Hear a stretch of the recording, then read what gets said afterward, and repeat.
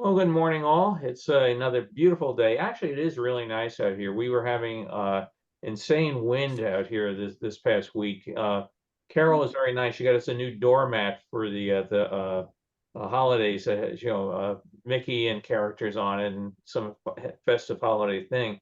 But every time we have very high wind, we go out and the doormat has rolled itself up off to the side of the door. So our normal one is a big, heavy honking mat. This other thing is real festive and everything.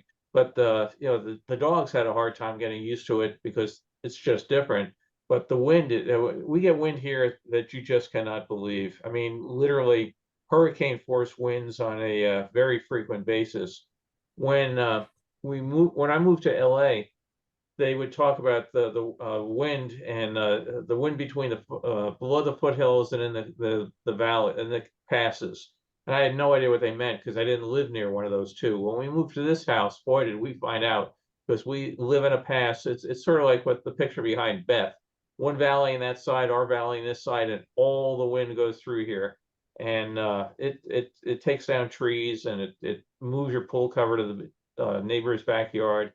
So this week has just been, when you say, Carol, very windy. Yes, today's the first day that it hasn't been blowing in several days. So Yeah. why do you want to live there? Why do you want to live there then? The house was cheap. Now we know why. No, but you know what? The air is clearer up here than it is in other places because the wind blows everything away. Yeah. You So get the that really clean air makes off the it. Pacific Ocean. Yeah.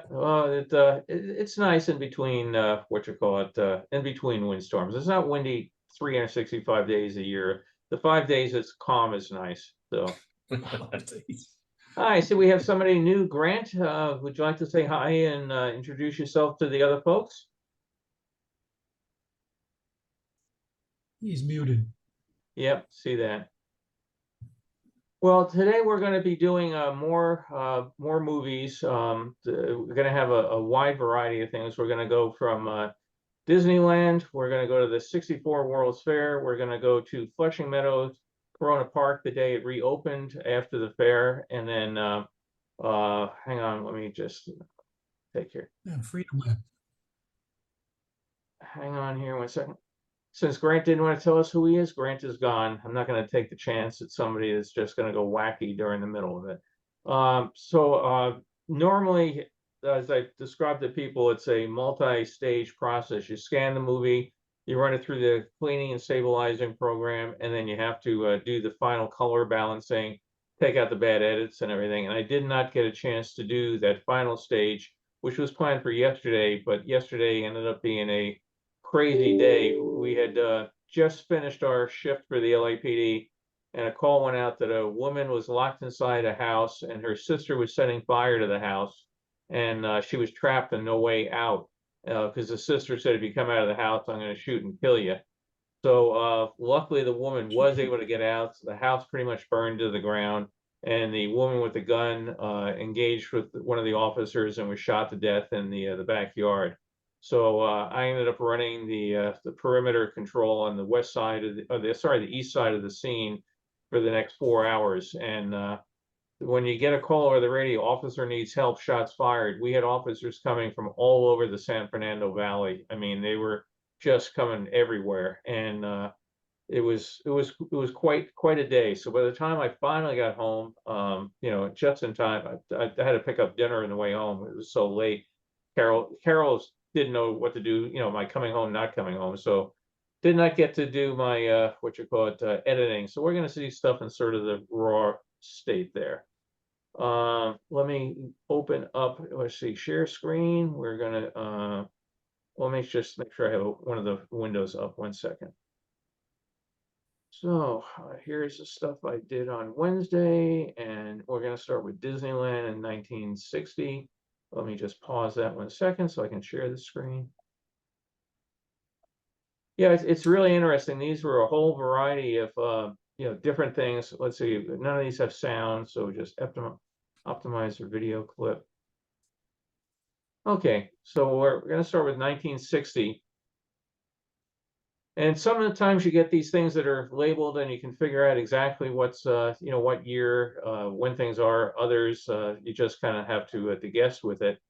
This was a family. I had bought a large box of films about 6, 8 months ago for a family in San Diego, and I believe he was a military veteran or a military employee and living down in San Diego. And they would go every year to Disneyland and Knott's Berry Farm and what you call it, Marineland. So you can watch the kids grow up as we go through some of the movies. So here's the long vanished burro ride, which would take you through nature's wonderland.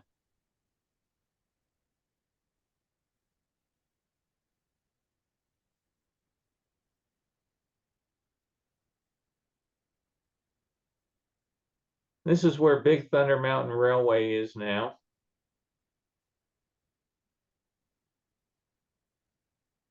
They had a whole big ranch out on the backside of Disneyland, pretty much where Small World was later built in that area out there. The Circle D Ranch, and oh, here's the Autopia cars, no center guide rail.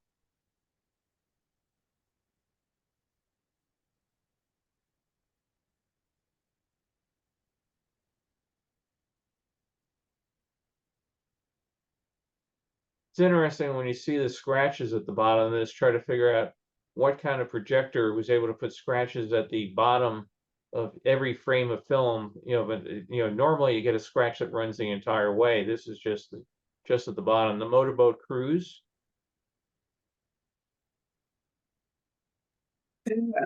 Question, did Knott's ever have horseback rides? Yeah, they haven't had them in years. They got rid of them. By the time I started there in 1976, they were gone. And Big Thunder wasn't built until about 3, 4 years after that. Well, look at this pig. Some of these early characters, the designs, you have to say, how did they not realize back then how terrifying these things could be to kids? But yeah, they stopped the horseback, mule rides. Basically, it was a very slow-moving ride, didn't have much capacity, and they constantly had problems that the donkeys would get upset and try to bite people or kick them. So from the lawsuit point of view, after a while, it just became a liability, not an asset. And they unceremoniously, one day the donkeys were there, and the next day the donkeys were not. No, I was thinking about Knott's and wondering if they did. Yeah, and I don't think Knott still has them. I don't recall the last time we were there seeing them. And they may well still have them, but I don't think they did.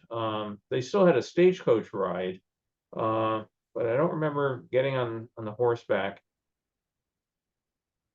This may Why just why did they make the Disney characters wear the big heads rather than just wear a lightweight mask? who knows? This is just, I think, the family house or whatever. It's whatever they decided back then for what they thought was going to be the thing looking good. So hang on here. But they couldn't change their facial expression with the big head. No, it's also one way for consistency that everybody looks the same and acts the same. And this is a real short little clip that was at the beginning of the reel, but this was back when they had the marshal there, and he had real guns and he would fire blanks and it would have shootouts in the street, and he would take the bad guys into custody, and they changed that. So again, this is all split among other stuff. Now they're going out of the house to look for Easter eggs. So we're going to jump up to the next part of the reel, because they went back to Disneyland on another day, and here we are, more characters. By now the pigs have changed. They're much more friendly looking pigs than the other one we saw in the 1960 reel.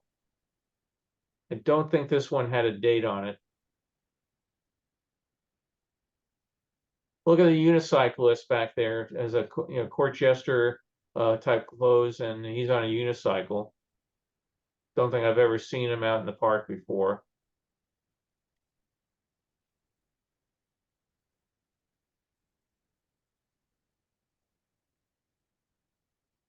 She's one character who doesn't have to wear that head. Yep. Yeah, lucky her. Alice and the White Rabbit and the Mad Hatter. Now she's what's known as a face character because you can see her real face. So they, pick people for the roles of Peter Pan, Snow White, that sort of thing, who are not in the head costumes. And we're up in the Swiss Family Robinson treehouse.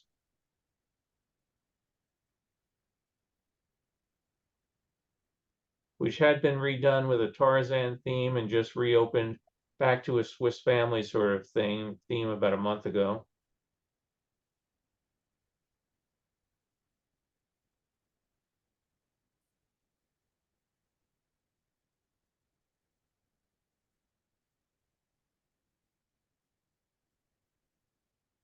And now we have the family dog. So again, you get these little snippets. Normally I edit these things down and change things around, but the next one is Freedomland, and this one had been advertised as Disneyland 1960, and it turned out not to be Disneyland. I'm not entirely sure if it's 1960 or not, but Freedomland only being there about 5 years, it can't be too far off the mark. So most people probably familiar with it. Freedomland was built by C.V. Wood, who had previously been one of the big construction gurus behind Disneyland. So you ended up with a horse-drawn streetcar down, their version of Main Street. This was Little Old New York. And then it had multiple lands. In the background, you can see the Braniff Flying Saucer in their version of Tomorrowland.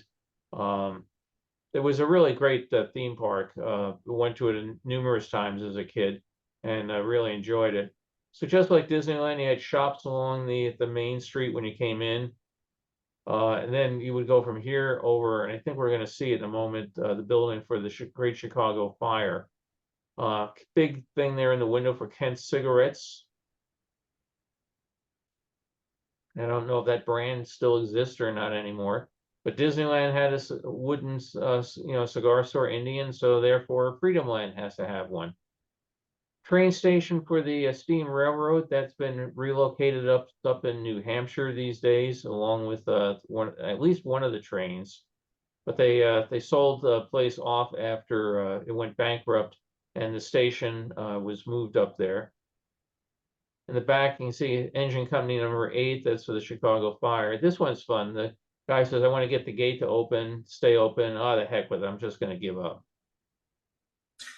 But they had 2 paddle boats, the American and the Canadian, Disneyland just having one. So CV decided he had to outdo Disneyland, and they would go around the waterways. There was not a Tom Sawyer Island type of thing where you could, go and wander around. But this was all in Bronx, New York, where a giant place called Co-op City is today. So aboard one of the boats. Oops, didn't know the camera was going. In the back, you have a fort here and wooden stockade. You can see the Skyway going in the background. So little birdhouse there. So again, very much like Disneyland, their version of Frontierland and the Skyway in the back. Bill, this looks very crowded, like a lot of people are going. Why did it eventually fail? Did it just not add any value and kind of people lost interest in it? No, there were a couple reasons, Brock. One was, and I had a long talk with CV about it when we both worked at Warner's on a theme park for Australia. One of the things was they really misestimated the New York weather. The fact that Disneyland could be open 12 months a year, you could amortize your costs and expenses over a 12-month season. Freedomland basically went from Memorial Day to Labor Day, and the way everything was programmed in people's minds in New York, you hired seasonal workers. You didn't end up with full-time employees. And the seasonal workers, if the weather was nice in September, you couldn't say, "Hey, could you hang around for another week or two? We're going to keep things open." No, they were mostly college students or high school teachers, that sort of thing, that had to get back to their real jobs. So they really didn't estimate. They misestimated how long a season they would have. They also found they had a much higher expenses because Disneyland had a different set of unions than by the way, we're inside Elsie's boudoir, so Elsie the cow is somewhere in the shadows there. They had to pay much higher union rates, and CV would say, for example, if they had a light bulb go out in an attraction, You had to have one union carry over the ladder and another guy to go up and change the light bulb. And if God forbid you carried your own ladder and changed your own light bulb, they'd go on strike on you. So that was a big issue. Then the 64 World's Fair came by. And that was really a big issue for them because I'm just getting the next one ready here. The 64 World's Fair, the folks at Freedomland had figured that everybody was coming to New York would take an extra day or two to go to Freedomland. No, all of us who lived in New York said we won't go to Freedomland because that will be there next year. We'll go to the World's Fair for this year. And then guess what? Not enough people went to Freedomland at all, and it closed during the run of the fair. So it was a whole cascading series of issues. It was unfortunate. Like I said, it had some real interesting elements to it. Bill, I think there were a couple events also that happened at Freedomland when I looked at the blurb on Wikipedia. One was that there were a couple people that were hurt in one of the stagecoach rides or something like that. And I think there was, in fact, an armed robbery in which people escaped through the many archipelago kind of waterways out there. And I don't know that the people were brought to justice on that. Yeah, let me just pause this 1 second. They were. It was a very interesting thing. They had they robbed the park's office at the end of the day when the receipts were all being counted, and they escaped in a boat that they had stashed out there because this was right off a river. This was former marshland. It had all been filled in and built for the park. So they actually got in a boat and took off, and they got caught about 3 to 4 days later. The typical thing is my daughter, who was a WDA, said you never catch the smart ones. They went on a drunken bender, told some people who then told some people who told the police. And it turned out the majority of them were employees at the park and that they had known the routine.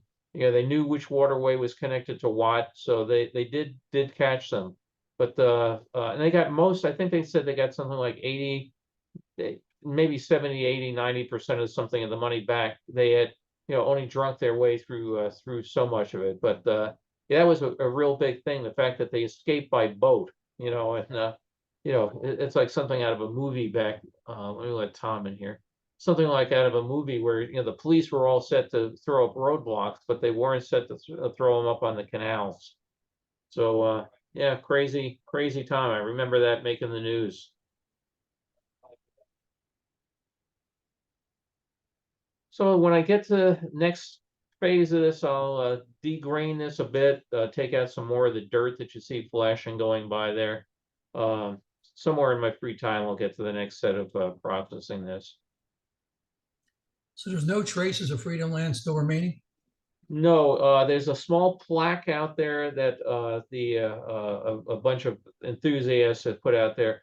For years after I would drive by and one of the ends of the Skyway, which was done at the Tucson Mining Company, was still there. And I would park over, walk through, amazing brambles and weeds. All sorts of things with thorns on it. And you could get into the building and it became too much of a local hangout for the teenagers. So they finally tore that down. A lot of the pieces of Freedomland did end up going up to Lake George, New York, and up to Storytown, USA up there. I think some of the stuff is still scattered around. There's a fellow has a website on Freedomland that does have a bit of where did everything go, but it was all sold off and torn down. It lasted, like I said, I think 5 years. I think it opened in 1960 and it closed in 65. And it was a real surprise to us when it was gone because it would be like all of a sudden they announced Disneyland is gone. Poof. What they had also done was they had tried to retract a bit. They had, as their last season got there, they closed off one of the sections, so they didn't have to staff it, thinking that once the World's Fair gets passed, we'll be able to reopen I think it was the San Francisco Gay 90s section or something. One of them they closed off, but it was never to reopen. They also went out of their way. One of the things they made a bad decision. They thought they were going to be able to build a large hotel, just like Disneyland has the Disneyland Hotel. and they actually started construction on it. They prepared the site, poured the concrete for the foundation, and then all of a sudden realized they didn't have the money to finish the property. So, like I said, that they went into it with one intention, and unfortunately, economics really got a hold of them. Surprising their season was only about 3 months long. Yeah, Very short. it's very short. All the theme parks in New York, go for that thing. But this was also much bigger than any other theme park in New York. It was very elaborate. I mean, the Chicago Fire was a great attraction. They would announce that Mrs. O'Leary's cow had kicked over the lantern, and we need volunteers, and all the kids would run out, and you'd run down the street with the hand pumped fire wagon, and you'd be pumping water, and they'd be yelling, "We need more water," and they'd put out the fire, and then you'd get a certificate for being an honorary fireman, and 2 hours later, we need more people. The cows kicked over the lantern, and the whole thing would go again. It was great interactive form of entertainment for theme park guests. And I mentioned on prior talk about Freedomland. Oh, I love this one here. You have everything at the World's Fair to entertain you. So what does this kid enjoy doing?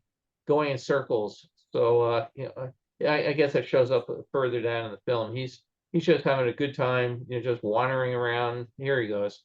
He's just gonna wander around and have fun. That's all part of being a kid, right?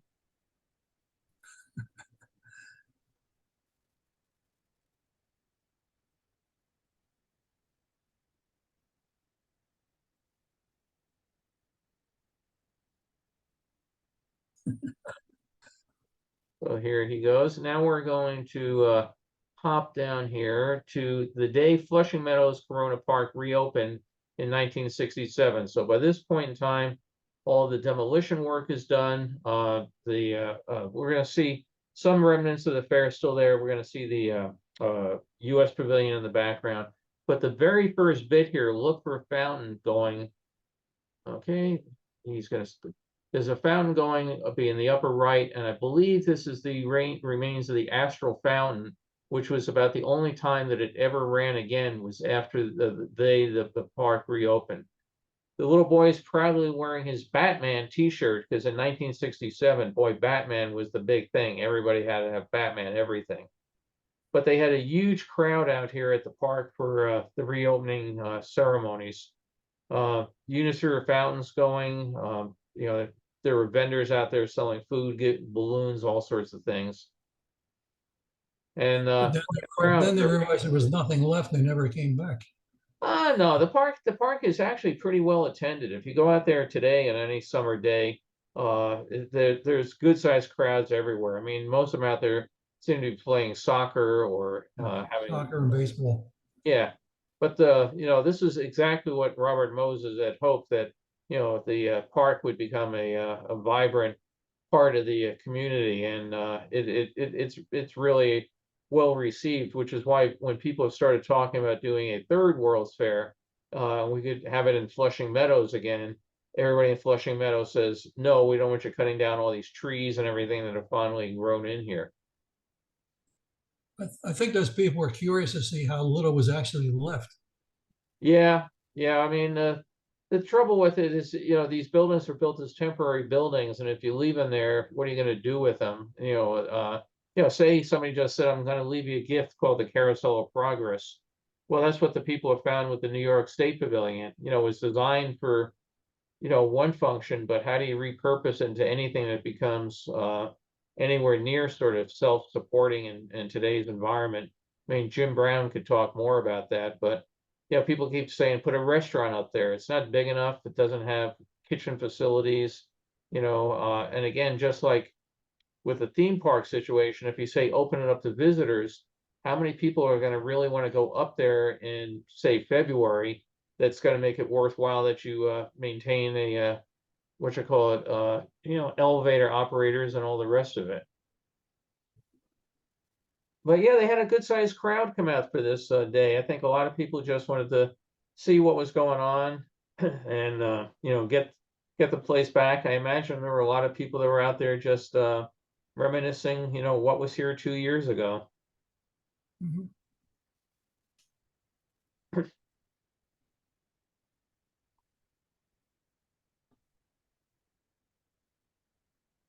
This bit of film had a little bit of damage, so it jumps up the sprockets a little bit. Now this, the other armillary sphere here was left behind after the fair. That was done by Paul Manship, the fellow who did the statue of Prometheus in Rockefeller Center. And this is the one that was stolen years later by a bunch of vandals that came in, cut it off and rolled it onto a truck in the middle of the day with people watching and drove off. And they got back 20, 30 years later, they got back about 6 of the signs of the zodiac, but the others have never shown up. And unfortunately, the ones that got back never have been put on display. It will show up in another picture, but a real early Coke can. She's drinking out of Coke, and it doesn't look like the Coke cans that we're familiar with today. It's got a triangular pattern. So it's just interesting, a little bits of history. There it is. You can see the Coke can much better. So, you know, this is when we're going from an era of soda, everybody getting them in bottles, to cans have become a big thing. You know, beer had been in cans for a while, but now soda was becoming a bigger thing. And this was before the days of, you know, the pop top cans. So who brought the can opener? Everybody remember can openers? In New York, we used to, for whatever reason, they were called church keys. You know, somebody would say, I got to go to the kitchen and get a church key. I don't know what they call them in the rest of the country. Church that keys in the Yeah. Midwest too. Oh, okay. California was the same. It was, I think it was a term that might have come from the GIs in World War II. I don't know, or probably possibly before that even. Yeah, I just never knew that was a New York thing or not. That's interesting that it was kind of uniform, because, you know, it's not uniform what you're drinking. In some parts of the country, it's soda. Other parts of the country, it's pop. In other parts of the country, it's a Coke, no matter what flavor or brand it is. So yeah, there he's got his Coke.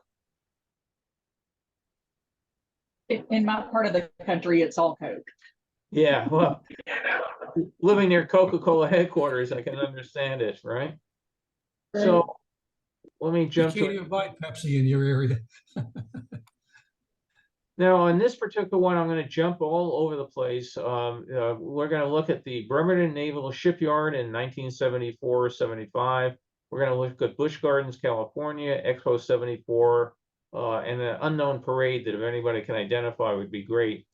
As I mentioned, a bunch of these came from a family that was apparently connected with the United States military. They took a trip up to Bremerton, Washington. That's the USS Missouri battleship. Had been in World War II and the Korean War, and was at this state. This was part of the mothball fleet up in Bremerton. It was later taken out, remodernized, and sent out to the Gulf War, and that's a piece of battleship armor.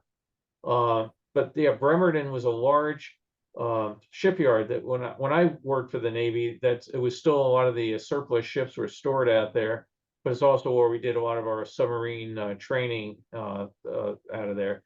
But they had several 100,000 visitors a year would come aboard the Missouri. You could take a tour of it. After it came out of military service and was retired, Washington really wanted it back, but they decided to send it to Pearl Harbor because this is the battleship that the surrender documents were signed on by the Japanese. And they felt that putting it in Pearl Harbor was a symbolic gesture that the World War II began for America at Pearl Harbor, and it ended on the decks of the ship. So let's put that back in Pearl Harbor to close the circle. If you ever get a chance to visit any of the museum battleships, we have one here in LA. It's incredible when you see the size of these things. You can look at the scope of the people as they're off in the background there. They also had quite a few other ships in the storage area at the time. You can see a row of aircraft carriers. There's destroyers all over the place. The U.S. at that time maintained a fleet in James River in California. Back in Virginia, they had let's see, in California, Suisun Bay, and now the family's back. So it's just one of the little things you find on the reel. These reels are not labeled, so you have no idea what you look at. and all of a sudden you go, I know that place. As soon as I saw that fountain, I said, that's Busch Gardens. So this one's a little overexposed again in spots. I'll have to fix it when I get on the next stage. But Busch Gardens had a big bird sanctuary, and you would take a free tour of the brewery on a monorail. We'll see more of that. And when you came off, you got a coupon to get 2 free beers. And if you were lucky, if your girlfriend didn't drink beer, I could get Carol's 2 free coupons as well. So this was a very popular theme park. They tried expanding it, adding a log flume ride, things like that, but frankly could not compete against Disneyland. And it was decided that the land was more valuable to expand the brewery. So late about 78 or so, the brewery, the bird sanctuary and everything was shut down. The brewery was expanded, and if you go there today, there's only remnant of it is a bridge that went across the train tracks that's still there, but not connected to anything on either side. And if you do go on the brewery grounds, which we did some LAPD training there, they do have a nice little plaque commemorating the fact that, you know, this theme park used to be there. Well, I remember it as a place that, you know, I never saw it as competition to Disneyland. It was just a very different environment, because you can see here, there's a lot of very beautiful gardens, and it was just a nice, quiet place. I mean, it wasn't like going to the crowded, maddening crowd, shall we say, at Disneyland. Yeah. But, you know, it was kind of fun to go there, and they had some good food in the restaurants, and it was just a neat place to have a more calm environment. Yeah, I always enjoyed going out there. You know, joking about the free beer aside, it was a pretty spot, and the birds were nice to look at, and I thought it was I actually really enjoyed the monorail ride through the brewery, watching to see how how the whole thing was done, and just the size of some of those giant vats and everything that they were working with were pretty impressive. So it was a shame it went, but yeah, they like I said, some bean counter someplace sat down and said, how much is this land worth to have a bunch of macaws sitting here, as opposed to turning out another 100,000 cases of Michelob Light.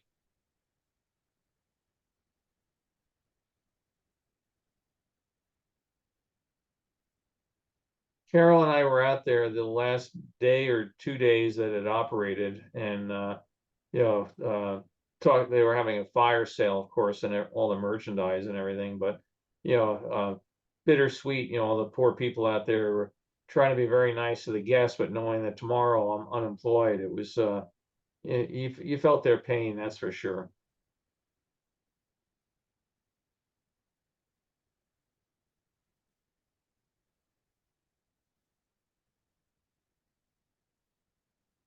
It's hard to believe this is the middle of the San Fernando Valley, Roscoe and Woodley. You go to that corner, it's full of beer factories and beer trucks and parking and that sort of stuff, and not a sign other than that one abandoned bridge. Everything, all this was totally gone.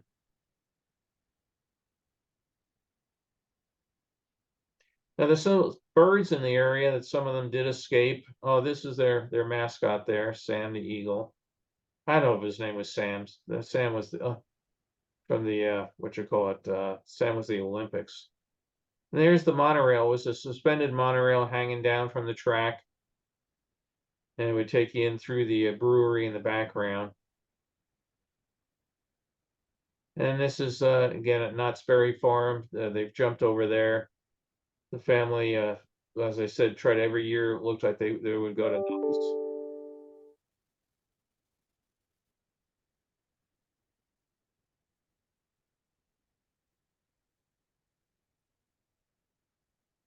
And back home. So let me get the next one here. This next one was kind of interesting because I had, again, no idea this was coming. None of these things were labeled. But, all of a sudden what pops up there at Yellowstone National Park, and oh my goodness, they're at the Expo 74 in Spokane, Washington. So I did a thing a couple weeks, years, months ago, whatever it was, about Spokane. It was a small fair in a small town. If I go right back here real quick, let me see if I can get back there. Right here. If you go back out to the fair site today, this monument is still out there. So it's interesting that, we talk about, some things have totally vanished. In this particular view, this monument would still be there, and it was this is a monument to the people who had founded the area and then had the vision to start putting this all together. The tent structure here is the United States Pavilion.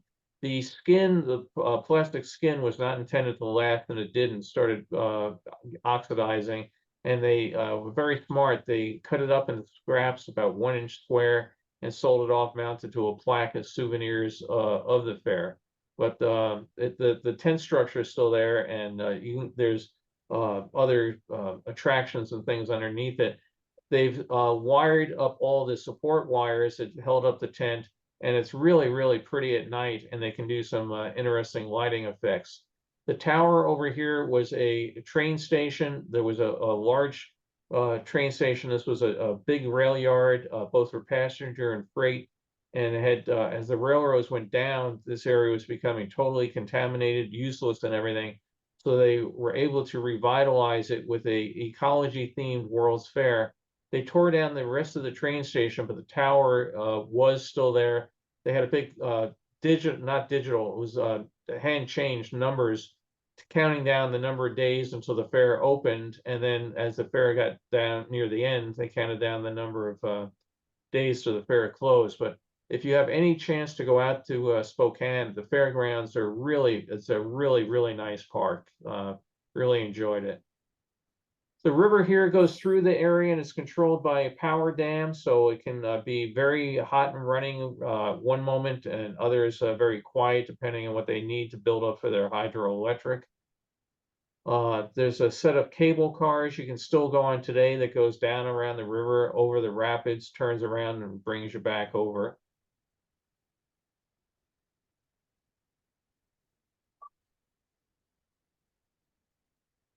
This was the A&W Sky Ride, and it was very clever because they called it the Sky Float, because it's root beer floats, right? And you're floating across the sky. So we're inside the U.S. Pavilion looking out. I hate spam calls.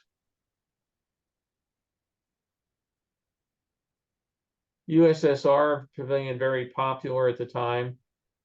Again, Cold War really going on at this particular stage. Bell system off there to the side. If I go back here again real quick. It's behind. I can't get to the control thing. We'll see. It was something called a butterfly. I think it shows up in another shot. They were right there. They put these around at various entranceways to the fair.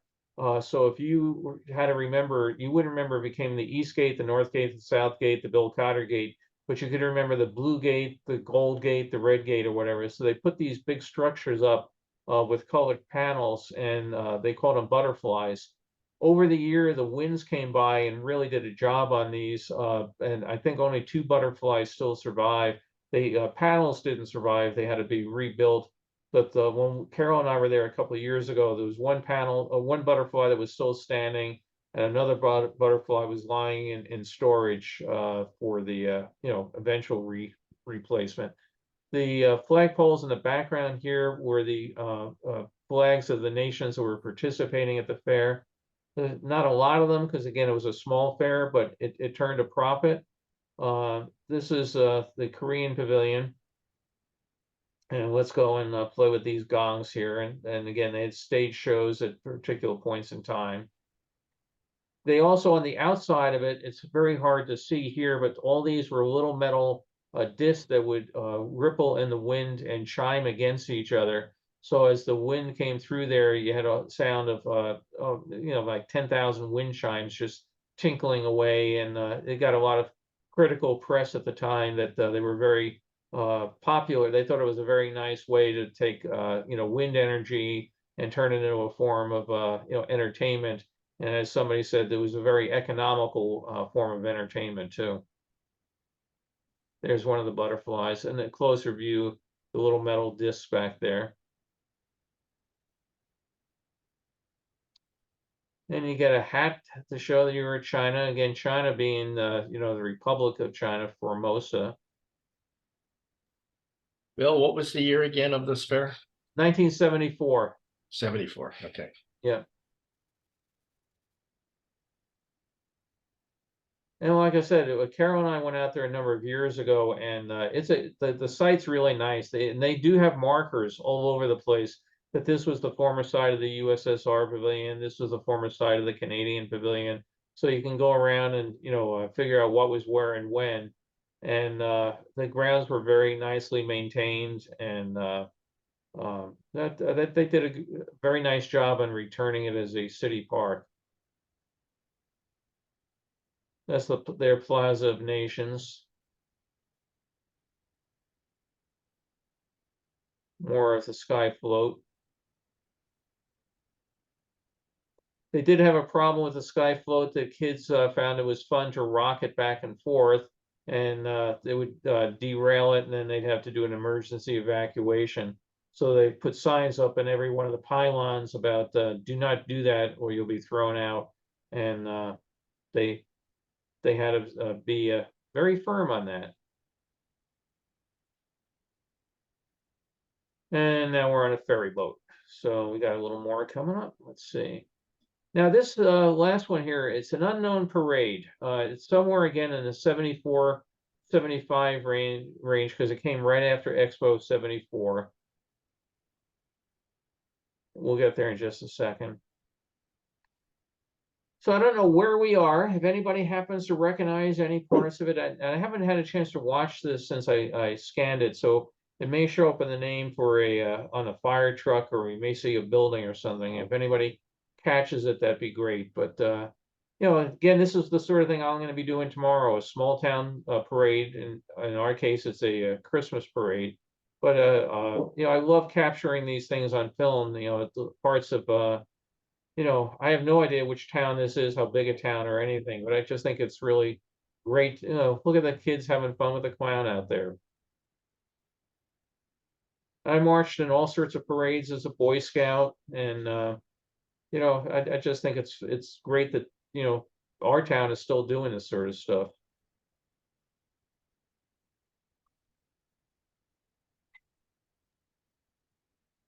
And you focus in on some of the floats, and a couple of the cars seem to have signs on the side that Right we there, are. Polyup Valley, that was Polyup Valley Daffodil Festival. So that gives us an idea of where.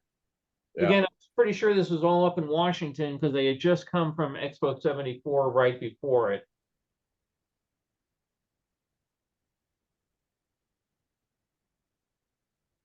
Motorized taco. You don't see that very often.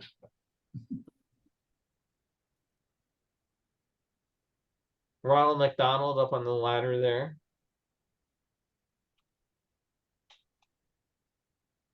Looks like Polyup is indeed a town in Washington. What's that?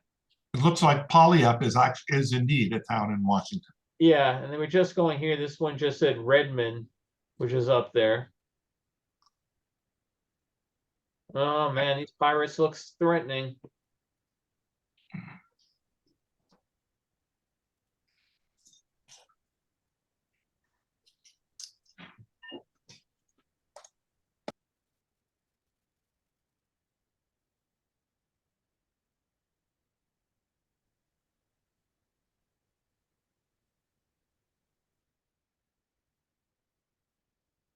Gotta say, it's a pretty spirited parade. I enjoy it. Yeah, they really have a lot of action going on.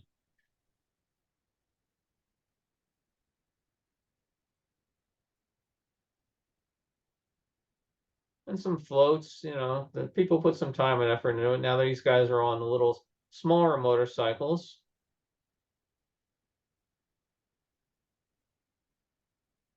This festival still exists. It'll be their 91st year. Oh, really?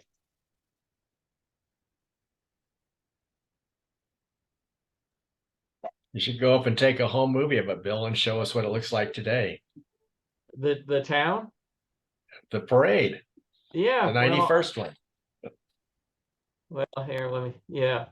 Yeah, I'll put that on my list of things to do. Actually, Carol and I will be going up to Washington more and more as Margot lives up there now. So, you know, I guess in February we'll be going up to welcome our first grandchild. So we'll be going up to Washington a lot. So, but yeah, we'll have to see when the parade is.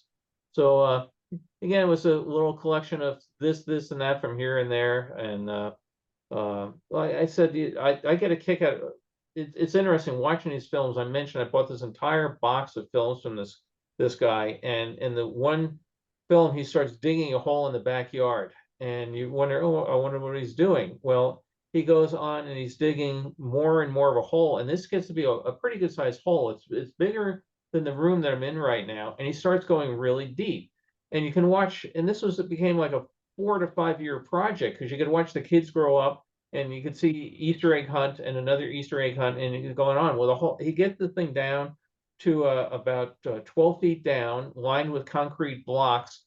And I thought he was building a bomb shelter over the years.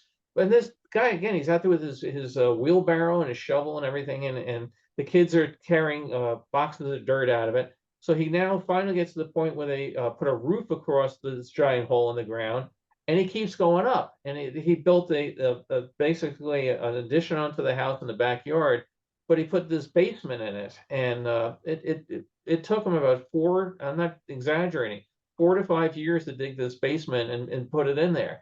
And I'm thinking, how much time do you have on your hands? I mean, to me, I'd hire a guy with a backhoe, you know, a bobcat or something, and have him dig the hole. But this guy, I guess on his weekends, he just went out and dug a hole, and it was really impressive to watch the movies over time. And you know, giant stacks of you know, cinder blocks that he's got to put a ramp down now, and he's got to go and carry them. And then another one, there's giant piles of lumber, and he's out there putting the what you call it, boards across the thing to put in the roof. And it was then the concrete floor that went on, which again I thought was the bomb shelter roof. No, it was just the floor in the next part of the house.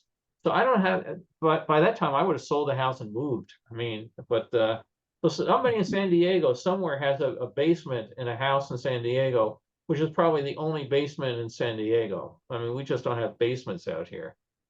But you know, and again, it's sort of sad. You're watching all this family stuff and the kids every year in their Easter egg hunt, and nobody wanted the movies. So you know, that's why I like to try to save. I'm probably going to restore like their trip to Yellowstone and some other odds and ends as I go through them. But it's sort of like getting a Christmas present, and you start unwrapping and what's going to be there. Like I said, I had no idea. I had bought it because it advertised Disneyland. When Expo 74 came up, I had no idea that was going to be on the reel, and I was just sitting there cataloging everything on it so I could list it on eBay and try to get $10 and get it out of the house. But all of a sudden, Expo 74 shows up, so it was great to see. So anything new, or I enjoyed the Flushing Meadows Park reopening and seeing how big that was. And as I said, I think that's the only day I've ever seen the Astral Fountain actually flowing, which I've got pictures taken from the Port Authority building, looking out over towards New York State, and in the back, you know, you can see this tiny little fountain going for opening day, and that's the only time I've found any evidence of it ever going. So, and unfortunately, that's all gone now too. They turned that into a skateboard park. So, any thoughts or any? I didn't. Oh, let me look at the chat. I see somebody put in there about the festival, the Daffodil. Hey, Bill. Yeah, thank you. Oh yeah, sorry, that was me. Yeah. Yeah. Hey, I have a question. And I'm kind of, this is just kind of rumor or speculation or whatever, but CV Wood, right? You knew he was a friend of yours, or you worked with him, a work colleague. Yeah. But was he was involved in building Disneyland, correct? If I'm not mistaken. Was he also the one that they kind of erased from a lot of the history of Disneyland? Yeah. Was there controversy? Yeah, CV, it's real interesting. They did a book, Rebecca Klein, the current Disney archivist, did a book about the Walt Disney Studios and that. And they had to totally take the book back and redo it because there was some mention of CV Wood in there that the company didn't want in there. So there's actually two versions of the book, the CV, non-CV version. There's two stories that go around, and I have no idea which is the correct one. One was that CB got bounced out of there because he was giving too many interviews as he was the builder of Disneyland. And it was a very big thing that, Walt, it's Disneyland, not Woodland. So there was a lot of talk that CB was making too much of himself and not giving enough credit to the other Imagineers and the people from the studio. That may have been true, but also another story that I did hear from people that knew him and everything at the time was that he had realized where Disneyland was going to be from being in on the early development. So let me start buying up land around there and speculating, and also giving out some of the contracts to some of my buddies. And the way I've heard is that he kind of got caught with his hand in the cookie jar, and they used he's being too self-promoting as the public-facing way to explain why he was leaving, as opposed to we don't have the internal controls that kept him from doing this. So that was a subject I never really went into, if you can imagine, for obvious reasons. With his nickname was Woody, and we were having the meeting about Australia. And at the end of the meeting, I stopped and said, "Hey, Woody, I just wanted to talk to you. You have a moment to talk about Freedomland." And you could just see this, like defense mechanism click in. And he said, "Why? I'm still getting sued over that." And I said, "No, no, no, no. I went to Freedomland, loved it as a kid." Once he found out I was a Freedomland fan, and Woody was a real impresario sort of guy. Always had a big cigar, and we had a strict no smoking rule in the office at Warner Brothers. Well, he didn't care. He had a desk the size of the USS Missouri, and he'd say, if you wanted to talk about Freedomland, and yeah, he hated the New York unions. He hated it. I mean, he would go on and on about Freedomland. So I had a number of chats with him about it, and he got to be a little kid at the time. What was your favorite ride? What you really like the most? And I say, well, I like so and so. She goes, oh, the cost overruns on that, and he'd go off into a different thing. So it was really kind of fascinating to meet him. But yeah, he kind of made it plain he didn't want to, because I mentioned it. Oh, I came from Disney like you did. I went to Freedomland. Oh, let's talk about Freedomland. But yeah, he didn't want to talk about Disney. So I did not push him. But yeah, he was quite a character. Besides Freedomland, he built a number of theme parks in other parts of the country. Magic Mountain, I think, was the name of one of them in Colorado. He had he was quite a big guy in the whole brand new theme park business. He was running around, building this, promoting that, doing that. So he had his hand, I think, in about a half a dozen theme parks over time, which is why when Warner's was looking to build the one on the Gold Coast in Australia, he became an integral part of it. And then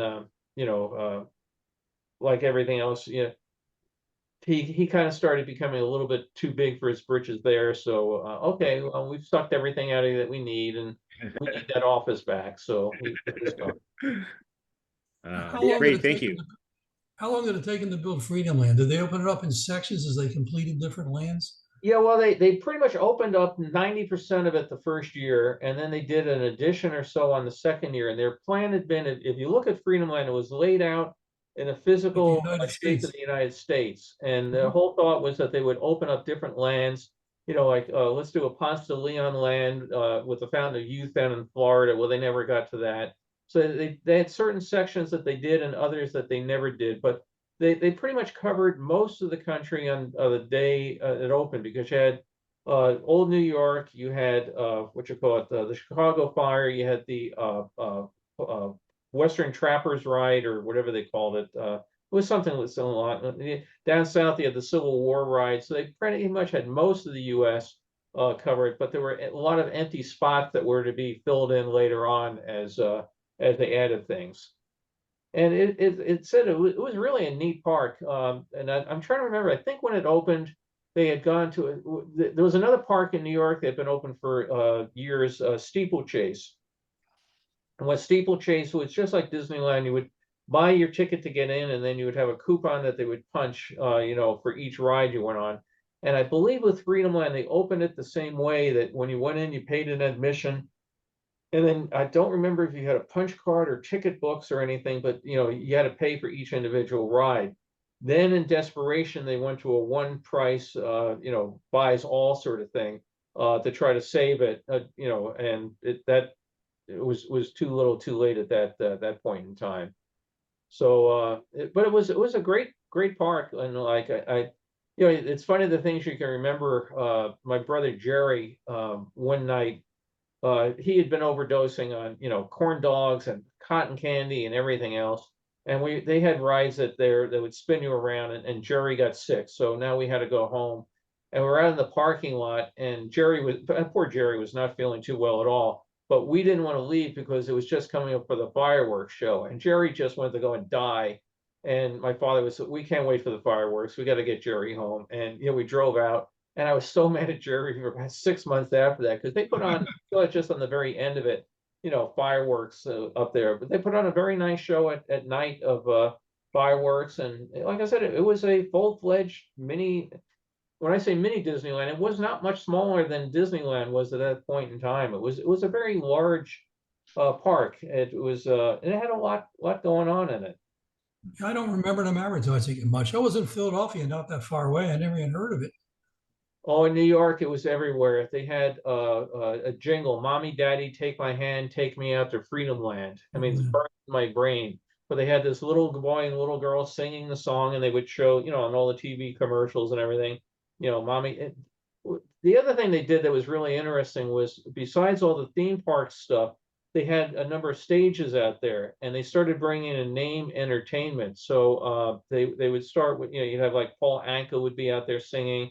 Count Basie would be out there. I have pictures. I think it's Cab Calloway. They had both rock stars and you know, the old big band type of things.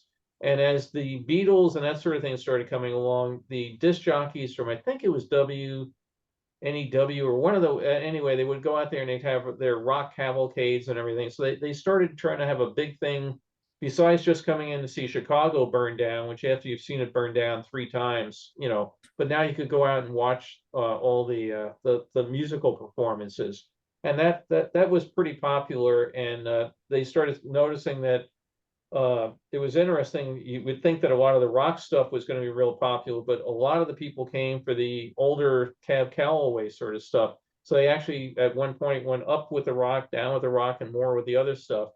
I think my guess is also that the Cab Callaways probably charged less for their time than, say, you know, the you know, up and coming rock guys. But did anybody else? Jim, were you back in New York? Did you ever get to go to Freedomland? Okay. Yes, I was there, I think once or twice, but that was at a time when a lot of things were going on where I couldn't really go. I was still a child, but also when we did go somewhere, it was the World's Fair. But I did go, I think, once or twice. Yeah, that was, you know, as I said earlier, we would go to the World's Fair because Freedomland was always going to be there, right? Mm-hmm. Do you remember the jingle though? "Mommy, Daddy, take my hand." Yeah, right. Yeah. In fact, some of you may know about this thing we call Freedomland, which is really a model of an amusement park that Fred Stern runs. And we kind of I sometimes mistakenly call that Freedomland, or vice versa, because it's so similar in the names. Yeah, I've only seen pictures of his thing, but he put a lot of time and effort into it. Oh yeah, and last season he didn't run it last year. A lot of times he has trouble with his wife because they just have a small apartment. But I created a 60-second TV commercial for it, which is actually on YouTube now. Oh, I have to look that for Freedomland. Yeah, well, it would be under Optisonics Productions, I think, on Facebook. Oh, but maybe the word Freedomland might bring it up. I'm not sure. See, all sorts of people typing. Never looked for Freedomland videos. I can put it in the chat while you move on with the rest of your show. I'll put it in the chat right now and locate it, put it in the chat if anyone wants. Thanks. Have you ever looked up Freedomland videos on YouTube? You may find quite a few. Yeah, and I've got I had done a talk a whole hour or more on Freedomland. If you go back into the archives of these talks, I've done it. I have a movie sitting right here that's about 18 minutes of Freedomland that I scanned that I need to do more editing. Got part of the way through it. The trouble, with a lot of the stuff is you can imagine these films are now 60, 70 years old, and the chemical. Well, first of all, a lot of them were shot on just crap cameras, plastic lenses, that sort of thing. But the chemical dyes and everything shift, and it takes quite a while to bring some of them back into shape. And the Freedomland, I've loved. My brother Jim and I, in particular, just loved going to Freedomland. I mean, it was really a lot of fun, and it was unfortunate all of a sudden it was gone. It was like a double blow in one year. The World's Fair is gone and Freedomland is gone. So, but then as a kid, you move on, and next summer you're at the beach the whole summer, and who cares? Freedomland gets forgotten. You were living in that part of the country at the time? Yeah, yeah. We during that period of time, we had when Freedomland opened, we were living in Brooklyn, and by the time it closed, we had moved out to Long Island, to Nassau County in Long Island. There's still a little memorial out there in Co-op City, which is where Freedomland was. Yeah. Now Co-op City. But the one from one of the paddle boats, they have a little area with two of the paddle wheels from the paddle boat and a little plaque. So Yeah, it was, I think, Toady. After the thing got sold off, the one boat went here, one boat went there, and the little paddle boat sat on the side of some guy's pond. I think it was in Connecticut for years and years and years, and finally, he didn't want it. He donated it to some of the World's Fair enthusiasts, but it was too far gone to restore or save the bulk. Basically, the hull had rotted away. So that, as Don mentioned, they took the paddle wheels, and there's a little memorial when you go out there to it's a shopping center parking lot, and there's a little thing out there to say this is where Freedomland used to be. When they were digging the shopping center up, you can imagine they were coming up with all sorts of remnants of pipes and holes, and at the time they were doing it, the guys were on Facebook, like, oh, this metal might have been the point. Joey Vento would have loved it because it'd be some piece of metal, and they'd be debating whether or not this was the foundation for the Sky Ride. No, I think that was the dock for the riverboat. No. To me, it just looks like somebody hit a wall at 80 miles an hour. So, well, the thing was built on landfill to begin with, and so they had a problem once they finished the park. Things kept coming up from the soil, springs and junk and all sorts of things into the park. So they were ever having to clean up from the former landfill.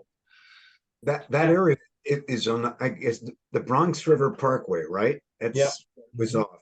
And when I was a kid and we used to go that upstate New York, that was also an interesting area because there were these little winding waterways that went around. And there was, in fact, a Chinese, what we called a Chinese junk. A Chinese craft of some sort that was parked over there for a number of years before it finally got towed away or whatever. But that area was kind of like the Wild West. It was absolutely undeveloped, not even landfill at that point. But Freedomland is the only attempt I know in the Northeast to have a large scale place. There was one, I think, in Wakefield, Massachusetts, called Pleasure Island that I remember I wanted to go to when we were visiting friends there. But other than that, there were a lot of smaller scale places that were open. Bill, am I missing something? I think Freedomland. The only other one that I thought was fairly large was, again, Storytown, USA, which is up at Lake George, and now it's a Great Adventure up there.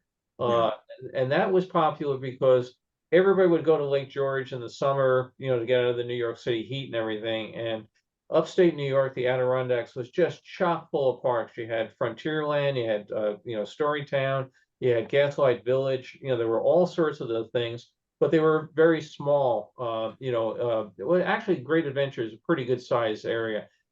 Gaslight Village, very small. It was sort of, hemmed in. It's in the village of Lake George, and it was hemmed in by buildings, lake, and that sort of thing. but you didn't have these giant, massive things. You had lots of small, even we had, remember Palisades Park? That was across the river up on the Palisades Hills.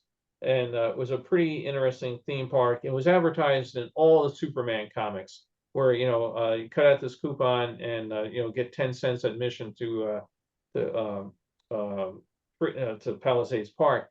And it was so many people were cutting these coupons that people will sell a comic book from that era, and they'll still say, like in good condition, Palisades coupon still enclosed, But all of a sudden, Palisades was really great, and then one day gone because now it's going to become housing. But that again, you had the river on one side, and then housing and everything. It was inevitable that sooner or later it was going to come in. But yeah, Freedomland was quite an adventure, and as you mentioned, it was all marsh. There's one other thing I remember that area. You mentioned the parkway going through there. Were you there when they had the great bridge workers strike? No. The bridge workers, they would have the bridges that would open up, let the boats go by and close the bridge back down. And they decided that they were not making enough money, and nobody was going to give them a raise. So at one point, they all arranged, they lifted up all the bridges, took some of the gears out of the mechanism, got in a boat, and just sailed away. So now you've got everybody for their commute, the afternoon commute to go home in New York. And all these bridges are up, and it's not just somebody goes out, push the button, go down. They literally had taken the gears out. So I think they finally got their union demands or anything. But that one on the parkway there, evidently the guy, when he took the gears, he threw it in the water, and they had the bridge was up for like a day or something. But every time the bridge is gone now. Now they've put up the road is high that the bridge doesn't open. But for years it sat there. And as I drove up to it, I was hoping, man, I hope those bastards aren't going on strike today, because there was no way around it. There was something like that happen. I used to work at Jones Beach for a number of summers, and there are a lot of bridges out, at least 3 or 4 different bridges out to Jones Beach. But you don't think about it, but the drawbridges work with diesel engines, essentially. I'm sure it's diesels. But at one point we were there and they said, well, there's a tie-up here. The bridge ran out of gas. Somebody didn't plan very well, and they couldn't. So there was a tie-up until that was resolved. That's funny. Jim has found his little commercial, and he's put it on. So Jim, I made you the co-host. You should be able to share your screen. Just remember the optimizer video and share audio options there. Okay, I'm just now trying to see how to bring this up. Yeah, you don't hear too much of bridge ran out of gas, Most of the bridges use electric motors. Yeah, but a lot of the things, the motors have to be driven by something, and electric motors take an awful lot of torque and everything. A diesel generator, diesel motors and everything can really crank it out. So. You mentioned Palisades. I used to live in Vermont, and we got WPIX advertised Palisades all the time. And one year we were filing an application. I heard about this for so long. On the summer vacation, we were going to drive off Palisades Amusement Park on our way across the country, and they closed it 1 month earlier. So, very disappointing. Yeah, that's like your dog is checking for possums again. Yeah. At least possum count hasn't gone up past 6 this week. We'll see. His name is Roger. Roger, yep. And it's actually he's parking in an Amazon delivery now. I'll mute him for you. How'd you know his dog's name? He's always posting pictures of Roger's latest possum that he's found, so I just get a real kick out of it. He brings them in the house. This one got in through the chimney, but he normally brings them in the house, and the possums, I have to catch them, take them back out, or release them. Need to get away and have fun? Take the whole family and friends to Freedomland. Thrilling rides, scenic rides, and rides for the kids. Immersive experiences for all. New for 2023, the 4D live stage experience, Freedom Rings. More shopping and dining, the American Music Theater. And for the kids, Freddy Goes to Mars. Freedomland, part theme park, part World Expo. Explore Lost in Space. Grab a selfie on top the Kodak Tower. Dine in the new Pepsi restaurant. Nightly concerts at Coca-Cola Arena.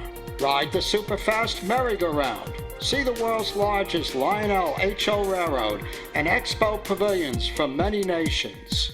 The park at night comes alive with lights and fireworks. Take a retro 1960s futuristic journey to the moon and beyond. Pay one price. Visit Freedomland.com. Get away to Freedomland. I love that. I love the super fast merry-go-round. What a hokey name for a theme park. That's really great. So he does it all right in his apartment, huh?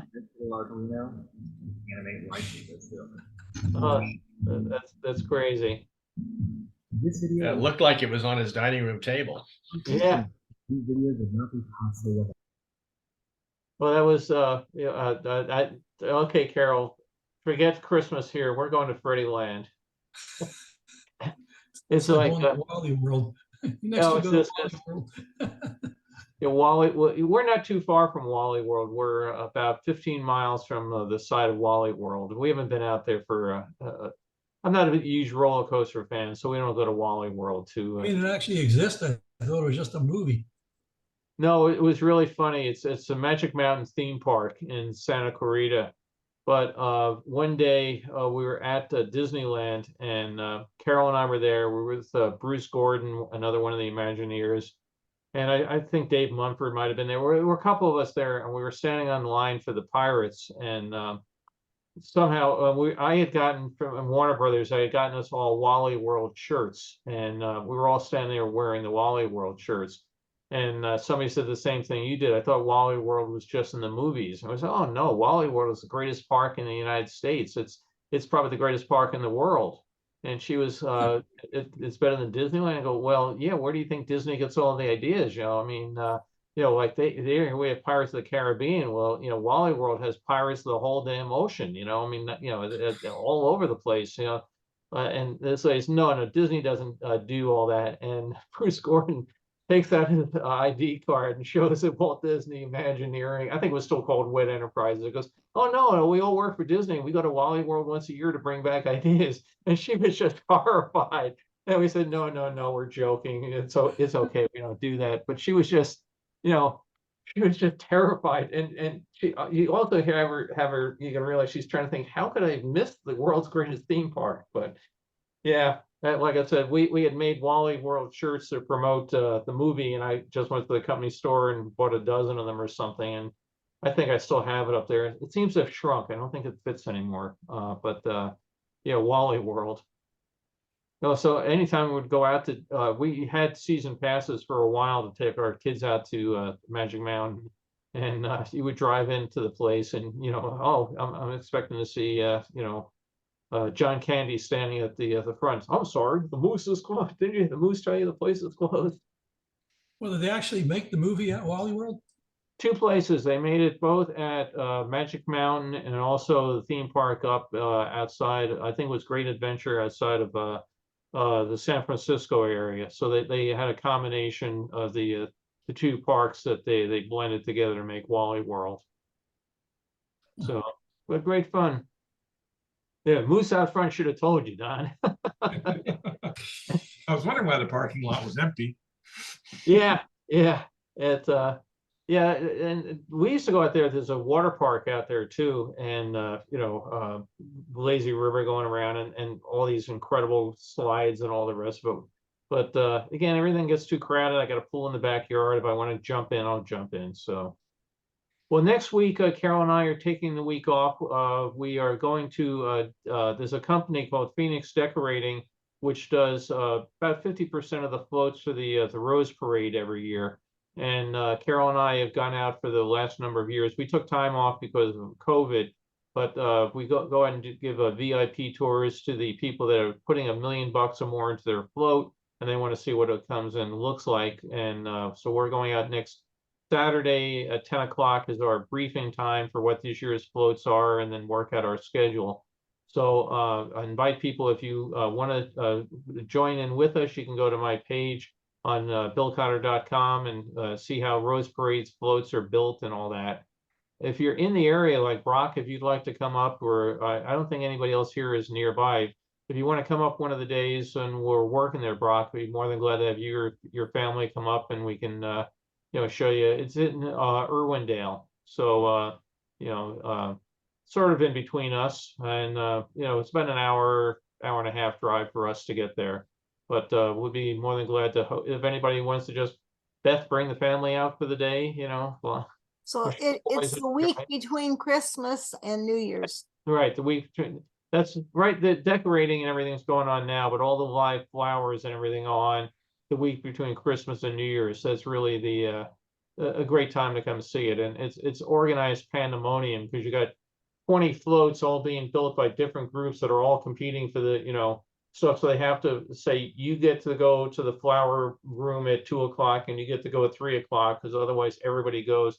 So it's really like watching everybody prepare to invade Normandy. Everything has to be done in time and organized, and even things like who's bringing in what food at what time for what group or whatever. It's and they do it. They do a really good job of it. So how do they organize it so they know what float gets what flowers? Well, Carol could really tell you a lot on that. Yeah, it's all pre-planned as the floats are designed and then approved. Then you have to decide what you're going to put where, and then you have to order, ask the farmers to grow a field of this particular flower in that particular color, and it all has to be in the same field, so it's exactly the same color. It's very scientific, but it's almost a year. Each year, the whole year is devoted to the floats. So when the flowers come in, they're already assigned to particular floats. Yeah, if you go to my page again, Irv, I went through that. What we do is, because Carol and I designed 4 floats for the Rose Parade, you would finish the parade on January 1st, take a deep breath, and then immediately jump into the next year's float. You basically come up with a theme. The Tournament of Roses says the theme is going to be, it's always some innocuous thing, world peace through better chemistry or something. And you have to come up with a theme that supposedly fits something that, and we always try to stay close to the theme, others don't. But then you come up with the idea for your float. Is it going to be 33 feet long? Is it going to be 17 feet high? And you then try to figure out, okay, I'm wearing a black shirt. Oh man, that's a pain in the butt to work on, because there's only so many things that give you the black, at the backside of seaweed. So we'd be more likely to go to something like Carol's shirt, which has a whole bunch of color on it. But now we'd have to figure out on a computer we'd start using, what is the square footage of Carol's shirt when she's going to be blown up to a 20-foot-2, tall character? How many of the yellows we're going to need, and Carol, as a decorating chair, would make the decision. I'm going to use this yellow or that yellow, depending on, again, how bright it is, what color it's going to be next to, how long it can go on the float so it doesn't shrivel up beforehand. So she would make all those decisions. And then, as you said, you'd have to go to the farmers and say, I need 10,000 petunias, 6,000 gladiolas, that sort of thing. It's a very complicated process that takes literally 11 months before that float comes down the street. But don't those flowers wilt kind of quickly? You must have them in the warehouse for days. Well, a lot of it is done. The rule is everything has to be live, organic material, but it doesn't have to be live at the time. So for something like Carol's shirt that we're looking at, we would not make that all out of live flowers. What we would do is take the flowers, dry them. Again, so we might be buying flowers in March, taking them out and drying them out, and then pulling all the petals off, and then sticking the petals in a blender and making a fine powder out of blue petals, yellow petals, or whatever. And then to do her shirt, somebody would come on and you'd have, like the figure would be all done in white. You'd go on through with pencil or light lines of paint and said, this is where, and you write the word yellow, and the person comes by, puts glue on it. They actually paint the under part of the float in the color that it's going to be finally. And there are 2 reasons for it. One is to show the volunteers where to put those flowers, and the other one is if something should fall off during the parade, which does happen, then you won't notice it as much, because the carriage of it, or what do you call it, the shell, is painted that color. I Right. remember one year watching that parade, it started raining heavily. And Yeah. all the Oh, yeah. boys started running. Carol, It as a doesn't happen decor, very often, but it does happen. Carol, as a decor chair, would also be responsible for things like how do you not paint yourself into a corner? Because you'd have to start figuring out how do you lay all these things out, and you work your way from the inside back out, so you don't go from the inside and all of a sudden now you've painted around and you can't get over the flowers. But then you have to leave spots in there where the live flowers are going to go, and you also have to leave spots there for people to be able to get to the stuff in say a higher spot. So you would say like, don't put flowers here, don't put flowers there. And then the night of before the parade, she would have to have crews filling all those spots in at the very last minute, so it all came together. And they do have flower arrangements also that go into it. It's really an amazing thing every year. Yeah, I think I've told you before, I worked on Cal Poly floats for 4 years. I was the chairman one of the years. And Irv, your question about the flowers, it depends on the particular flower. Like mums, chrysanthemums, last pretty good when you have the right conditions, because I remember taking a piece of one of the floats that we had built at the San Luis campus. Afterwards, the week after we did the demolition, after it sat in the park there, for the few days of review, and I took it back, and it sat in the backyard of my apartment at college for another month and a half until we had our big dinner for everybody that had worked on it. We have a congratulations dinner every year, and we took them to show, and only around the very edges had the mums started to finally die back. Now it was cool, it was winter time and it was cool, and they sat in the shade, but I was amazed because they were glued on, that held a lot of the moisture in, and I didn't do anything to them. I didn't expect the flowers to last, but they were still in pretty good shape. Now other ones, you put them on the night before because the day after they're going to be a mess. When the float goes by you, can you smell the blossoms? Yeah. Some of them, yeah. Yeah.